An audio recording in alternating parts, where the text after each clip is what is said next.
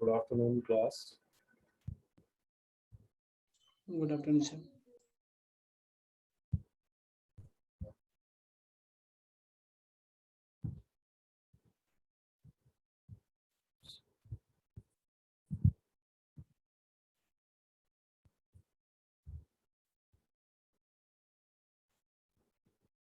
So, in continuation with yesterday's topic, we start today. That is DNS. And I will discuss some of the things related to the DNS, like what was the namespace, and I told you basically there are two types of namespace. One is flat namespace. One is hierarchical namespace. In the flat namespace,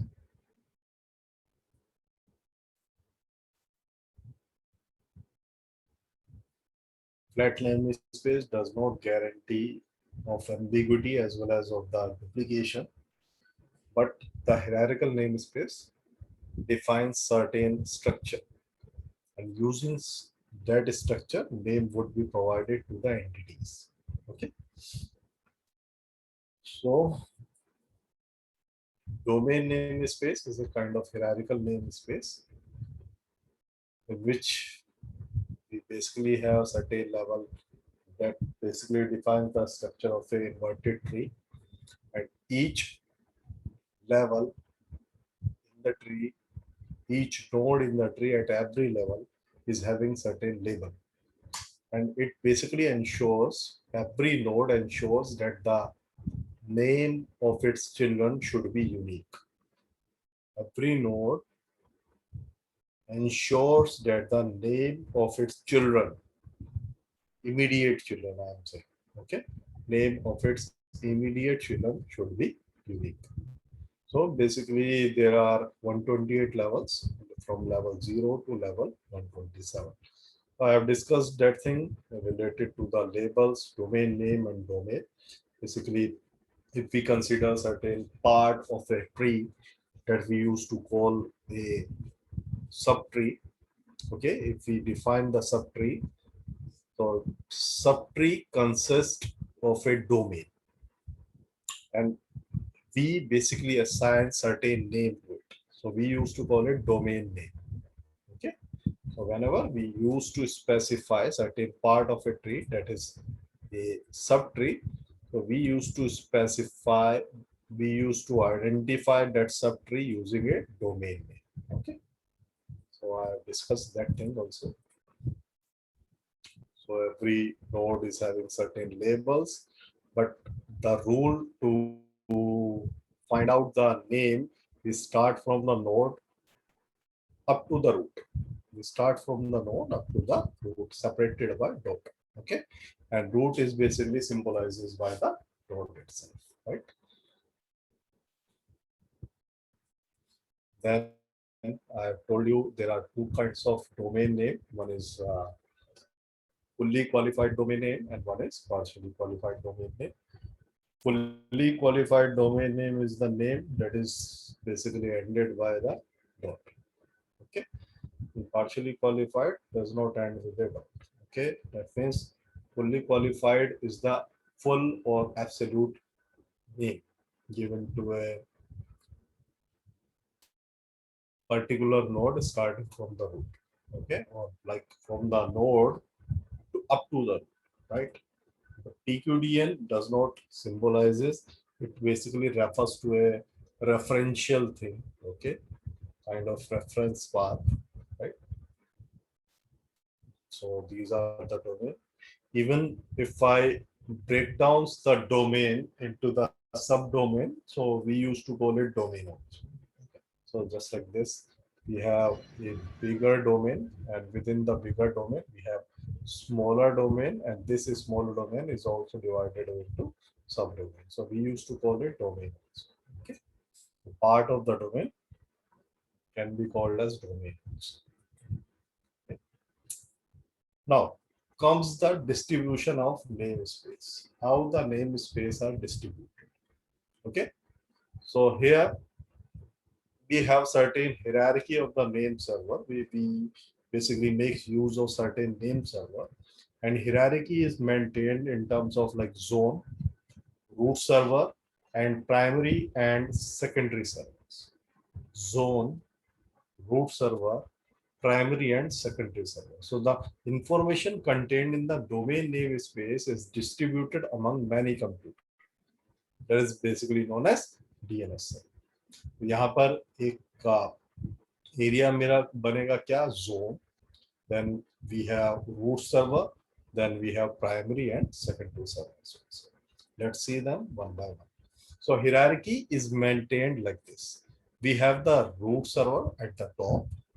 Then at the very first level, we have different servers. For the first level server like ARPA, edu server, .com server, we have like country-based servers like .uk, .us, .in, .jp, okay, .pk kind of thing. Then we have again more levels of server, like we have fhda.edu, we have bk.edu. Within the .com, we have macro.com, irwin.com. Okay, so this is how hierarchy of server is maintained in the DNS environment. Now comes the question of zone. See, whenever I do not distribute or do not break a domain into subdomain, then we used to call a zone and a domain as the same thing. Zone and domain same जब रहेगा whenever I'm not dividing a domain into subdomain. अगर मैं एक domain को सब domain में breaks नहीं कर रहा हूं, okay, if I'm not dividing the domain into subdomains, so zone और domain एक ही चीज रहेगी, both are same thing. And if I'm dividing a domain into subdomains, छोटे छोटे domains में break कर रहा हूं, then in that case I'm having zone and domain as different thing. Okay, just like this. See this. That is what a domain है ना भाई, आपके ट्री का पार्ट क्या कहलाता है, डोमेन. तो इस डोमेन को मैंने फर्दर सब डोमेन्स में ब्रेक कर दिया. देखो ये क्या बना, एक डोमेन बना मेरा. This one is also a domain and this part is also a domain. So I'm dividing or delegating the responsibility to 3 different subdomains. भाई इस .com ने अपनी responsibilities को delegate कर दी. So we are having 3 subdomains. Okay, so in that case what I'm doing, मैंने domain को सब domain में ब्रेक किया, तो जोन और डोमेन अलग अलग हो गया.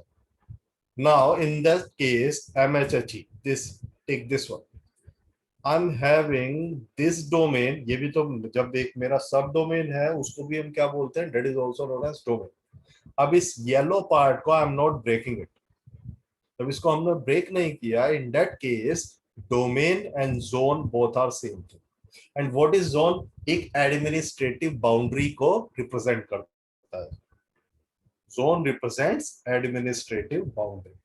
That means this particular node is having administrative relationship, is having administrative control over these nodes or over these servers. ये क्या हुआ, इनका ये क्या है, एक तरह का लीडर है ना. ये नोड क्या है, that one is leader to this particular area.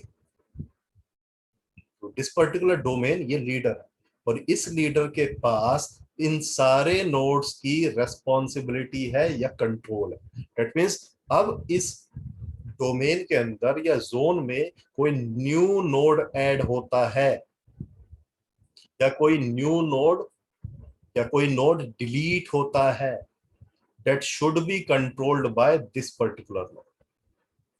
और इसके पास एक फाइल प्रेजेंट होती है that is known as zone file. That means the representative of a particular zone or the domain must be having certain kind of zone file. जिस zone file में जो भी constituent आपके nodes होंगे सबकी information होगी. अगर कोई new node add हुआ तो zone file में updation होगा. That would be done by this particular node. Okay, this node ये node करेगा. और अगर कोई नोड डिलीट होता है, some server is like exiting the zone, तो जब वो एग्जिट करेगा तो again the zone file has to be updated. Again उसको कौन अपडेट करेगा? This particular. और ये बात समझ में? What is zone and domain?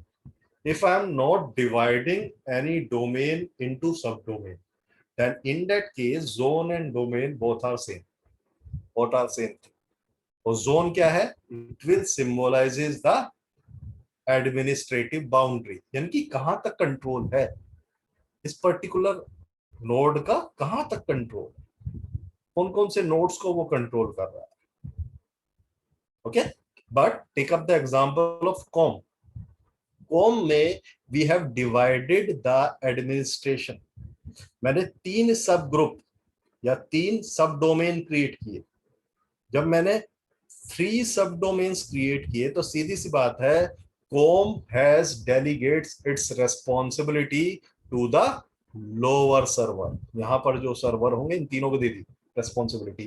That means इस केस में zone and domain both are different. Have you got the difference? यहां पर जोन फाइल किसके पास होगी? To the com server. Zone file किसके पास रहेगी? कॉम सर्वर के पास. बट दिस, यहां पर जो जोन फाइल मेंटेन होगी कौन मेंटेन करेगा? Com server. Okay, that means कोई भी अपडेशन होगी सबसे पहले इन सर्वर्स के पास आएगी. ये सर्वर किसको इन्फॉर्म करेंगे? To the com server. ये कहेगा suppose I am having 5 servers. ये कहेगा suppose I am having 4 servers या 5 सर्वर. ये कहेगा आई एम हैविंग 6 सर्वर्स. अब ये अपडेट होती रहती है values. So these values or these things has to be communicated by these representative server to the COM server, and COM server is having the zone file itself. So meaning समझ में आया? What is zone and domain? Class, what the meaning? What is zone and domain? Whenever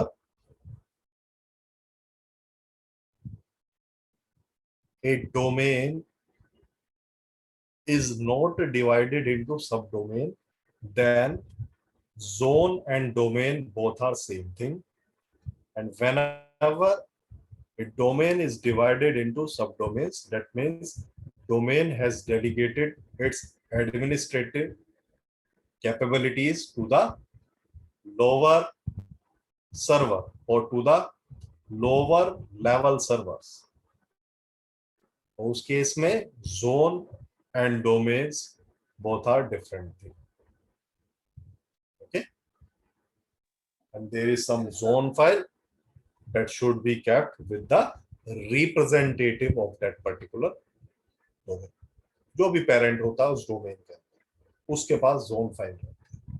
okay, so in case मैंने यहाँ example लिया, यहाँ पर हमने 3 सब डोमेन बना दिए कॉम के. तो यहाँ पर जो भी आपके रिप्रेजेंटेटिव होंगे इन पर्टिकुलर जोन्स के, है ना, जोन कह लो अभी के लिए, जोन और डोमेन तो एक ही बात है इन तीनों के लिए.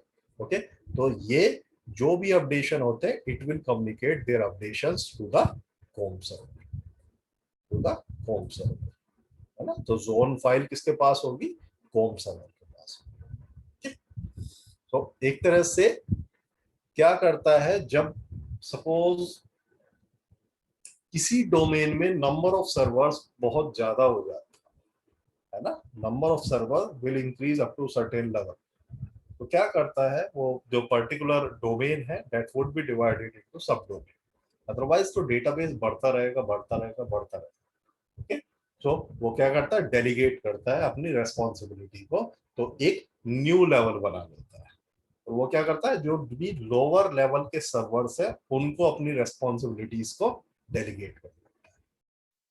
तो जो अपर लेवल का सर्वर है, यानी कि जो पेरेंट नोड था या पेरेंट सर्वर था, वो केवल एडमिनिस्ट्रेशन का काम करे और अपनी रेस्पॉन्सिबिलिटी वो या कंट्रोल नीचे पास हो। ओके सर जी, यस। सर जैसे सर डोमेन और सब डोमेन होते हैं, वैसे ही मतलब सर जोन और सब जोन होंगे। सब जोन नहीं होता बेटा, सब जोन जैसी कोई टर्म नहीं है। जोन क्या है, एक एडमिनिस्ट्रेटिव बाउंड्री को रिप्रेजेंट करता है। Zone will represent some administrative boundary. Okay, एक तरह से समझो, सपोज आपकी क्लास में like 60 student, number of student increase होते गए और वो एक लेवल लाइक 120 पहुंच गए। अब उन 120 स्टूडेंट की इंफॉर्मेशन को गैदर करना किसी एक नोड के लिए, एक जो मेन सर्वर था उसके लिए पॉसिबल नहीं है। तो वो क्या करता है, 120 स्टूडेंट को दो पार्ट्स में ब्रेक कर देता है, 60 का और 60 का, और उन दोनों 60 में से भी दो मेन सर्वर क्रिएट कर देता है ना। सपोज मेरे पास एक बड़ा सर्वर है जिसमें नंबर ऑफ नोड्स इंक्रीज होते गए, तो इसको क्या किया, फाइनली दो सब ग्रुप्स में डिवाइड कर दिया, जिससे कि इनका मेंटेनेंस और मैनेजमेंट इजी हो जाए। तो ये सपोज 120 नंबर पहुंच चुका था, टोटल इसके अंदर जो नोड्स थे हमारे 120 थे। ओके, तो यहां पर फाइनली 60 के दो सब ग्रुप्स बना, तो इनमें से एक एक नोड को इनका हेड बना दिया, जिनकी रेस्पॉन्सिबिलिटी इन 60 नोड्स, अब आउट ऑफ 60 यहाँ 59 बचेंगे, 59 नोड्स के मैनेजमेंट और मेंटेनेंस का काम है। यहाँ पर भी 69 नोड्स के 59 नोड्स के मेंटेनेंस और मैनेजमेंट का काम है। अगर मैं इसको ले लेता हूँ, सपोज 121 पहुंच गए, तो यहाँ पर अब एक नोड बचेगा, है ना, जिसने अपनी रेस्पॉन्सिबिलिटी को डेलीगेट। ओके, तो अब ये एक जोन कहलाएगा, ये एक जोन कहलाएगा। आगे बात समझ में। So zone defines the administrative boundary, सीधी सी आगे बात समझ में। Is that clear? क्योंकि ब्रेक हम तब करते हैं बिकॉज होगा क्या, अगर मैं इसमें नंबर ऑफ नोड्स इंक्रीज करता रहूंगा, इंक्रीज करता रहूंगा, तो होगा क्या, सारी इंफॉर्मेशन एक ही नोड के पास रहेगी। हम क्या चाहते हैं, डीएनएस सक्सेसफुल कैसे है, because it is a kind of distributed server या distributed database.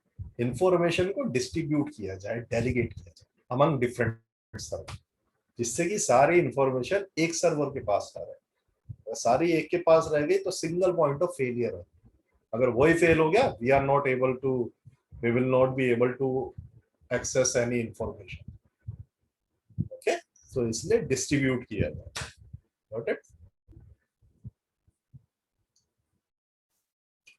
So third, then we have एक रह गया आपका रूट सर्वर। अब रूट सर्वर की क्या कहानी है यहाँ पर? ओके, मैंने बताया था यहाँ पर zoning, one is root server, one is primary and secondary server. So root server does not have any database। पहली चीज, रूट सर्वर के पास कोई भी डेटाबेस मेंटेन नहीं है। रूट सर्वर अपनी सारी responsibility, all the authoritative responsibility it has delegated to the first level server, है ना। तभी तो यहाँ पर क्या क्या बना, आरपा, ईडीयू, है ना, बहुत सारे बीच में भी आते हैं आपके। Then we have .com and then country based server. So the root server do not have any database, it is having just references to the first level server। Administration सारा का सारा फर्स्ट लेवल सर्वर देखते हैं। Root server के पास कोई भी database maintain नहीं होता, बस क्या है, it is having references to the first level server, तो इसलिए रूट लेवल सर्वर को मेंटेन किया। तो जोन मैंने बताया आपको, zone and domain, zone file, then we have root server, and third category is primary and secondary server. So in such scenario we also maintain primary and secondary server. Suppose that is a kind of server और इसके पास कुछ database था, okay, it is having certain database जिसके अंदर कुछ mapping थी, domain name और IP addresses थी। सपोज ये सर्वर आपका फेल हो गया, इस केस में क्या होगा? What will happen in that case? This server is failed, suppose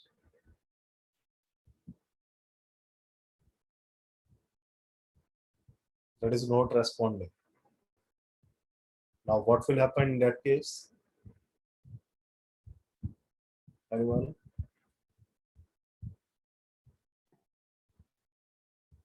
bk.edu काम करेगा।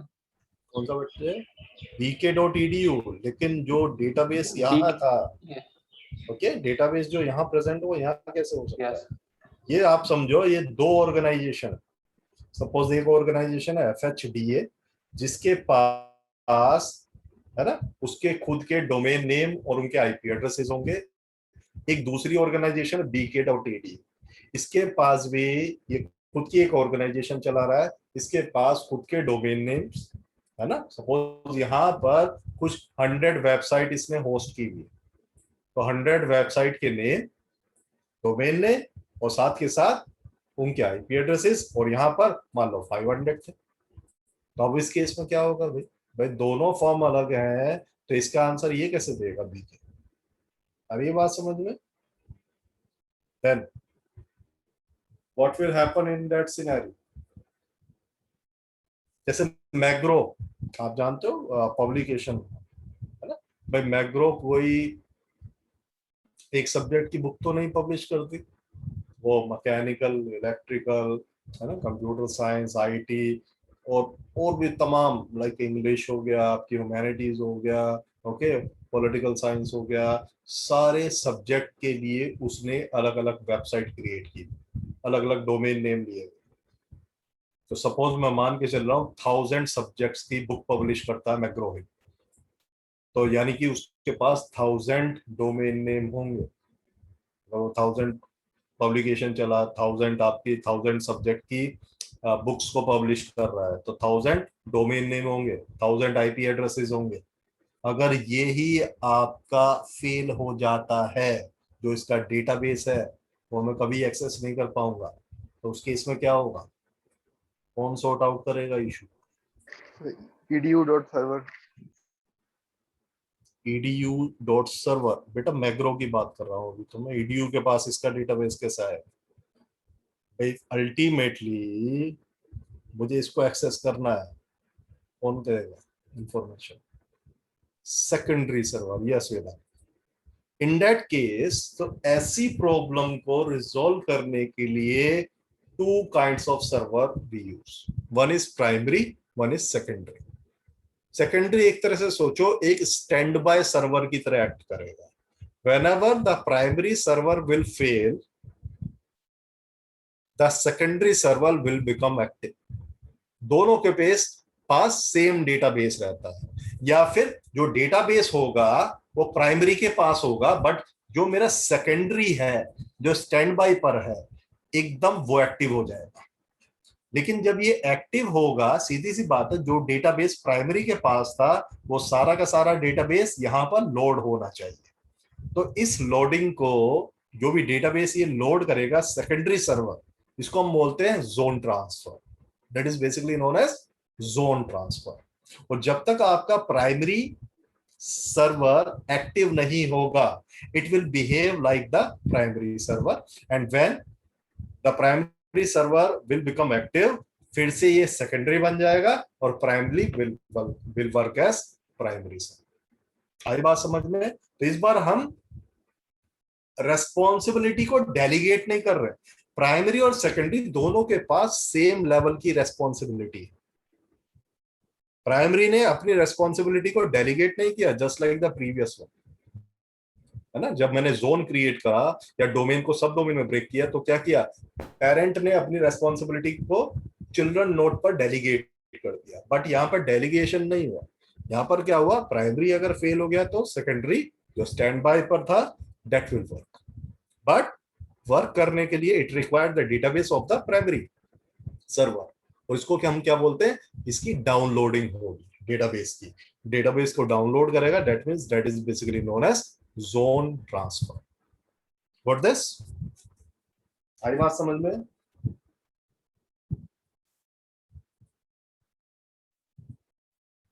See, the primary server loads all the information from the disk जो उसकी local disk पर होगी. The secondary server loads all the information from the primary server. When the secondary server downloads the information from the primary, it is basically known as zone transfer. Okay? जो भी writing करता है primary server वो अपनी local disk पर करता है. But जो secondary server था कभी भी वो active बनेगा when the secondary server will become the primary one. Okay, so it has to download the data first, the database first. उसको हम क्या बोलते हैं, that is known as zone transfer. तो तीन तरह की hierarchy maintain हुई है आपकी. Number 1 is zoning, number 2 is root server, number 3 is primary and secondary server. इसमें समझ में आया? Any doubt? Distribution of namespace या hierarchy कैसे मेंटेन हो रही है?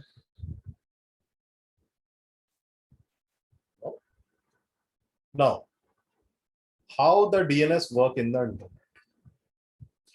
So the domain name, that is the inverted tree, is divided into 3 different sections. Number 1 section is known as generic domain. Number 2 is known as country domain. Number 3 is known as inverse domain. Okay. Generic domain are the domain that depends on the nature of the organization. That depends how the organization works and what kind of service that is providing. Okay, so that is known as generic domain. Then comes the country domain. तो आपको जैसे पता ही है domain name होते हैं जैसे कि .in, amazon.in, okay, flipkart.in, .go, like something.in, yeah, something.us, .uk. यानी कि if we are using 2 characters to symbolize that a particular domain belongs to a certain country, that is known as country domain. So ये secondary section बनेगा, second section बनेगा. Third section is inverse domain. इसके बारे में अभी बात करेंगे. Okay, so the entire domain name is divided into 3 sections. Number 1 is inverse domain. Number 2 is generic domain. Number 3 is country domain. Okay.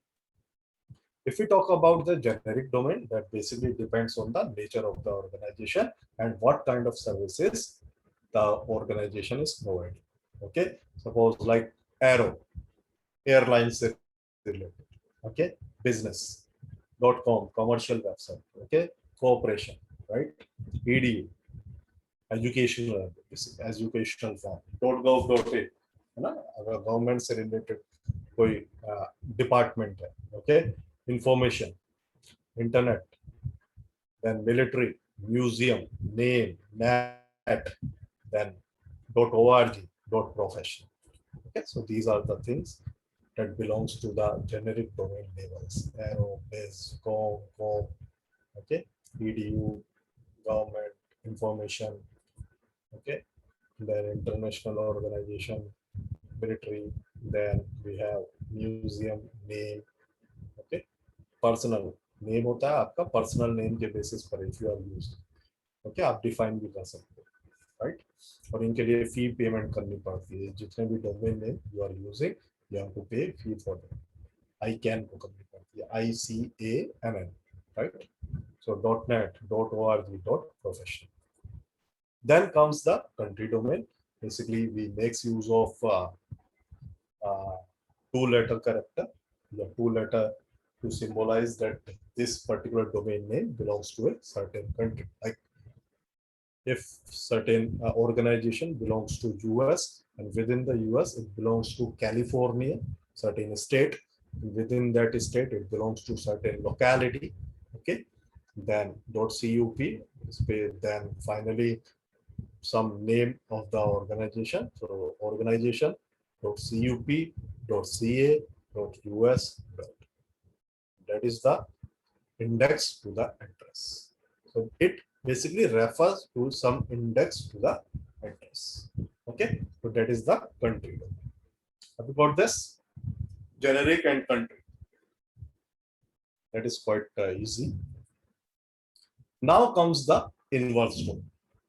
तो अभी तक जो हम बात कर रहे हैं, basically we are finding the mapping of some domain name to the address. अभी तक हम यही तो कर रहे हैं.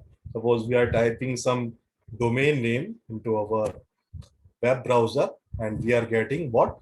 IP address, corresponding IP address. But in certain scenario, we require inverse map. That means we provide certain IP address, and against that IP address, we would be provided domain. ये किस सिनेरियो में चाहिए? अगर मैं IP address दूंगा तो मुझे उसके अगेंस्ट में क्या मिलेगा? डोमेन. तो ऐसे डोमेन को हम क्या बोलते हैं? That is known as inverse domain. और this type of query is known as inverse address query or PTR query. Pointer, we used to call it PTR or inverse address. कौन सा सिनेरियो चाहिए? ऐसा कौन सा scenario? Anyone? Where I require the domain name against some IP address. बताएगा कोई? जहां मुझे डोमेन नेम मिलेगा अगेंस्ट सम IP एड्रेस. ऐसा कौन सा सिनेरियो? अभी तक तो हम क्या बात कर रहे हैं? We are finding the IP address against some domain name. अब हम क्या कर रहे हैं? We are finding the domain name against some IP address. In what scenario? Sir security वगैरह में. जैसे कि फॉर एग्जांपल सर कोई मतलब वेबसाइट में कुछ प्रॉब्लम कर दिया किसी ने तो देखो, see, अगर मैं बात करता हूँ in your university also they have blocked certain website. Yes or no? They have blocked certain website. और जो वेबसाइट ब्लॉक की है, यानी कि अगर मैं यूनिवर्सिटी के आईपी एड्रेस का यूज करके मैं एक्सेस करना चाह रहा हूं किसी वेबसाइट को, देन आई एम ब्लॉक्ड. अगर मैं यूनिवर्सिटी में रहते हुए I am using my mobile और मैं किसी वेबसाइट को एक्सेस कर रहा हूं, then I am able to access. तो इस चीज को समझना, अगर रिक्वेस्ट किसी आईपी एड्रेस से जा रही है या फिर मेरी जो रिक्वेस्ट जाएगी, रिक्वेस्ट में क्या होगा? एक आईपी रिक्वेस्ट होगी. ऐसे तो आईपी में सोर्स और डेस्टिनेशन आईपी होगी. सोर्स आईपी और डेस्टिनेशन आईपी दोनों चीजें होंगी. Source IP and destination IP. तो किसी भी सर्वर को जो ब्लॉकिंग लिस्ट प्रोवाइड की जाती है वो डोमेन नेम के बेसिस पर प्रोवाइड की जाती है, आईपी एड्रेस के बेसिस पर नहीं. समझो इस चीज को.